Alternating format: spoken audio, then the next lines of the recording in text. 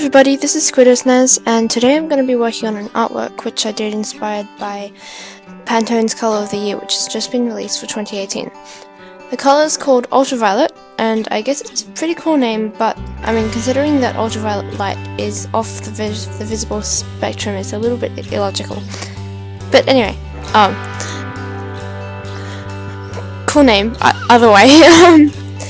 But it's just kind of this bluish purple, and I got the concept for this artwork because I knew I wanted to do something inspired by the colour, but I didn't know what I was gonna draw. So I looked on their website, and which I'll put a link to in the description, but they always have some kind of like wanky description which talks about all the spiritual meanings and emotional associations of that colour. And with this particular colour, there was a big focus on new ideas, discovery, unconventionality, and originality, especially and space was mentioned quite a lot. In fact, it was quite centered around developing new technologies, especially relating to climate change, space, that sort of thing. I'm not making any sense. Yeah. So anyway, that's where I got the idea from. The light bulb being the universal kind of symbol for, hey, I've got an idea, is, I think, pretty well fits the whole unconventionality theme. And you'll see later on that it's got a pretty big space theme when I start adding in the stars and stuff. And, well, the Earth, that's kind of like something which I put in because I'm thinking that climate change is a pretty big problem at the moment, and it's definitely something which technology can probably input, like, helpful, I guess, with the right developments. Again, I'm making very little sense. But this was, anyway, talking a little bit more about the artwork itself. This was done with colour pencils, and I actually haven't used colour pencils in a very long time. And it was interesting, fun. It's not my favourite artwork. I don't hate it, but yeah, I just felt like the way I formed the concept kind of made it a little bit generic, I guess. I think if anyone else was going to do an artwork themed around the colour of the year, they'd probably do something reasonably similar, unless they were awesomely creative, like this artwork is not. But I mean, it ended up looking okay. I was actually talking to my mum about this challenge, and she gave me a couple of other ideas. So one of them was to do an artwork inspired by the colour of the year, but looking at the wanky description on Pantone's website, try to make an artwork which conveys the exact opposite but with the same colour. So if this is talking about kind of like unconventionality and originality, then you'd be trying to show something which is along the lines of following the rest of the crowd, being boring and following social conventions and, being the same as everybody else, which I reckon could work. I can kind of see that working. And another idea she gave me was to take two clashing colours and try and make, so one of them would be ultraviolet plus another one, and she suggested orange, but if you don't know, I've got a very strong personal vendetta against the colour orange. It's so in your face, and I know that people might say it's like kind of like a happy sunny colour, but you know what, yellow's a happy sunny colour. You can use yellow whenever you need to use a happy sunny colour. You don't have to use orange.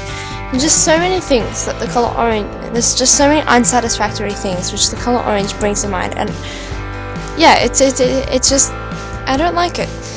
So yeah, this is a pretty common theme that my family has for teasing me about my picky colour preferences. Okay, honestly, the orange thing is a bit of a joke. I don't hate it that much. It's my least favourite colour though. But I'm not going to stop that stop my hatred of the color orange from using it in artworks. But I was thinking that lime green was also kind of a pretty clashing color with ultraviolet, and then that brought to mind that last year's color of the year was kind of a lime green. It was a little bit more subdued. It was called Greenery, and I'll put a link to that in the description as well. So I'd definitely like to try that one, so you'll probably be seeing that video in a little while. But I've got some ideas, although I haven't really decided on a concept yet. So, I was thinking maybe I could do something geometric with flat colors, and I've allowed myself to use anything on the grayscale scheme as well, otherwise it might be a little bit flat. But I was thinking, because in pop art it's pretty common to use colors which clash with each other. It's kind of how pop art is marketed almost. But I was thinking it would be interesting to try and make something that's really pretty and elegant using two clashing colours. I think it would be a bit more of a challenge, but I'm still not sure how I'm going to implement that. I don't think I'll be doing it with colour pencil because it's just not that flat. Colour pencil's good for doing gradations and adding in texture, but I feel like with the limited use of colours, I'd like to try and do something which is quite geometric and using flat colours. So I might either do something digitally, which I haven't got much experience in and I'd like to learn it, or something with gouache paints. And I did buy a set of gouache paints, but they're not particularly good. They work, but they're basically kids' paints. But, I could try and do something with it. I actually bought them because I did some gouache at school in my visual art class, and we have really good gouache paints there, and they're a lot of fun to use, so I would definitely like to explore them a lot further. So that's about all I had to say in this video. Leave your suggestions for concepts, whoever watches this, there probably won't be that many people,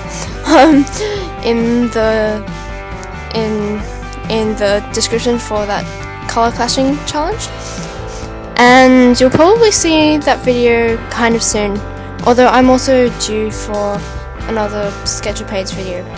I'm going to be aiming to post at least once every fortnight over the next year from now on, basically. And I know it doesn't sound like that much, but I have a life as well. I'm not a professional YouTuber. I just do this for fun and to share my art.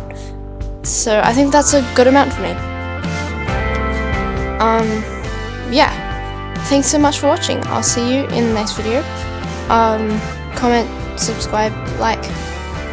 I probably don't need to say that. You hear that from every single YouTuber. But anyway, bye.